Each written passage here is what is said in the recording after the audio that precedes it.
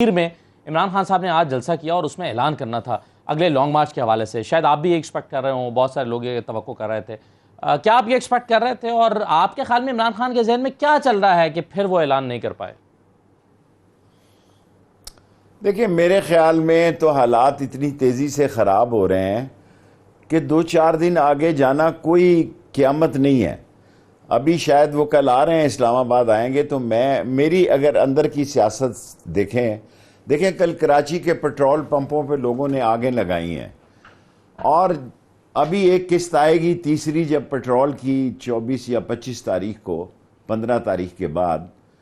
تو ممکن ہے یہ, میری اللہ نہ کرے ایسا ہو کہ لوگ راشن کی دکانوں کو بھی لوٹیں. گیس کی قیمت رات بڑھا دیتے ہیں, بجلی کی قیمت بڑھا دی ہے, اور یہ سارا کام قدرت کی طرف سے عمران خان کے لیے ہو رہا ہے. اور یہ سارے گندے انڈے ایک ٹوکرے میں اکٹھے ہو رہے ہیں, وہ ایک ہی ٹھوکر سے ان کو ختم کر دے گا. اگر مجھ سے عمران خان پوچھے تو مجھے الیکشن میں اگر مہینہ 15 دن اور لیٹ ہو جائے تو کوئی قیامت نہیں دکھائی دے رہی, ان کی تباہی دکھائی دے رہی ہے. یہ ووٹ مانگنے کے قابل نہیں رہیں گے. جو ہم ڈرے بیٹھے تھے جن حالات سے, آج میں لال حویلی رہا ہوں ہفتے کے دن سارا دن, تو صورتحال تو بالکل بدل گئی ہے.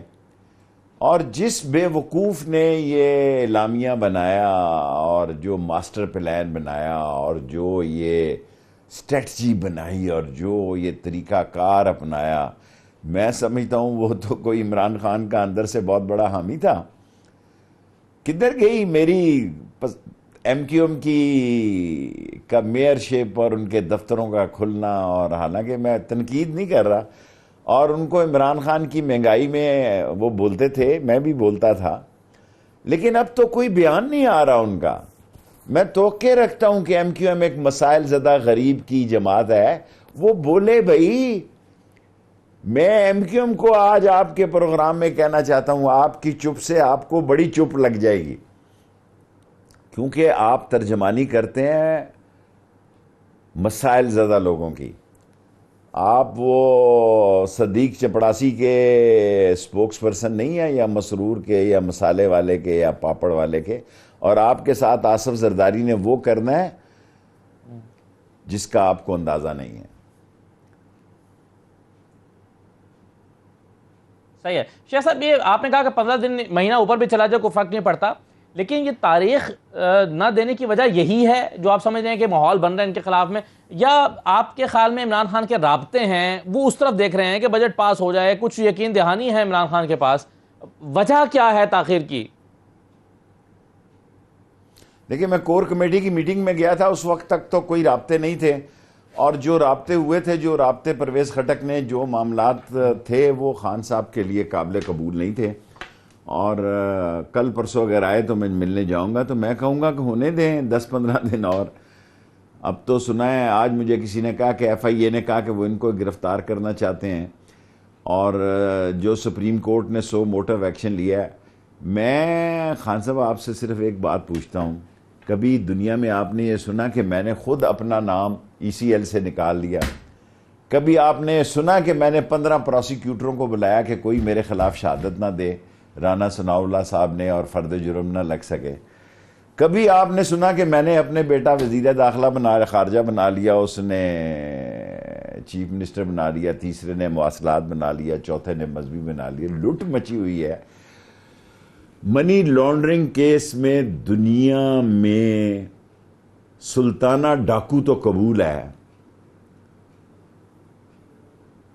کوئی ڈونلڈ رابرٹ قبول ہے, لیکن دنیا کے معاشرے میں لوگوں کو لوٹنے والے اور باہر لے جا کے شفٹ کرنے والے وہ اس ملک پر مسلط ہو جائیں اور کر دیے جائیں, یہ قبول نہیں ہے. آپ دیکھیں ان کا حشر, یہ الٹ ہو گیا ہے, یہ الٹ ہو گیا ہے, یہ ریورس لگ گیا ہے, اور اتنا برا ریورس لگے گا ان کو, اور یہ اس کے باوجود جیلوں میں ہوں گے. شاید عمران خان ان کو جیلوں میں نہیں رکھ سکا, اور یہ جیلوں میں جائیں گے. اگر حالات خراب ہو گئے اور معاشی تباہی, پہلے معاشی طور پر ڈیفالٹ ہوتا ہے, پھر ملک ڈیفالٹ ہوتے ہیں, اور اگر معاشی ڈیفالٹ ہو گیا اور لوگ ایک ہفتے میں 60 روپے، اور آج دال 70 روپے کلو بڑی ہے جی. یہ باتیں میں کیبنٹ میں بھی کرتا تھا، آپ کسی سے بھی پوچھ سکتے ہیں. لوگوں نے میرا مذاق اڑاتے تھے کہ شیخ رشید تو منڈی کے بھاؤ مہنگائی پر بتانے آپ کو آتا ہے تشویش تھی. کیبنٹ میں. بالکل.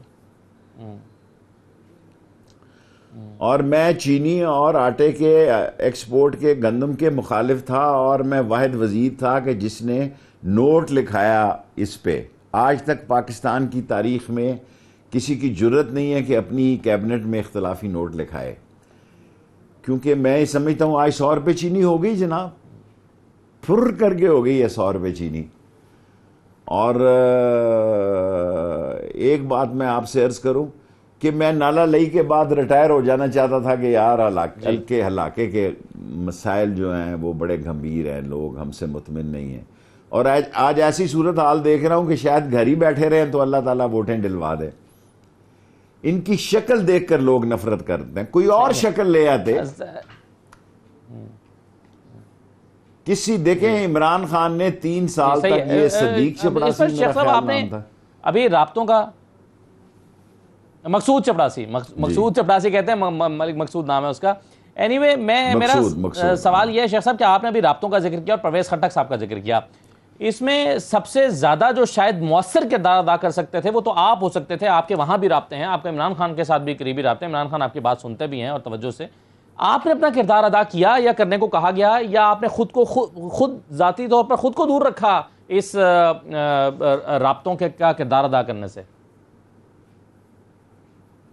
دیکھیں بڑا آپ نے اہم سوال کیا ہے، پتہ نہیں اس کا جواب دینا چاہیے نہیں. اس میں کوئی شک نہیں کہ میرے فوج کے ساتھ اچھے تعلقات ہیں. میں ریٹائر ہو چکا تھا، رہتا ہاسٹل میں تھا جب میں دادا تھا اس وقت، ریٹائر ہونے کے باوجود بھی ہاسٹل میں رہتا تھا. میرے آرمی سے اور عمران خان دونوں سے بڑے اچھے تعلقات ہیں.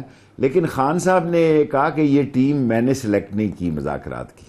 جو خان صاحب نے کہا یہ مجھے شیئر نہیں کرنا چاہیے، لیکن آپ نے سوال ایسا کیا ہے کہ، اور پھر انہوں نے مجھے کہا کہ کیونکہ ٹیم انہوں نے سلیکٹ کیا ہے تو تم بیچ میں خام خانہ گھسنا. پھر میں نہیں گھسا جی.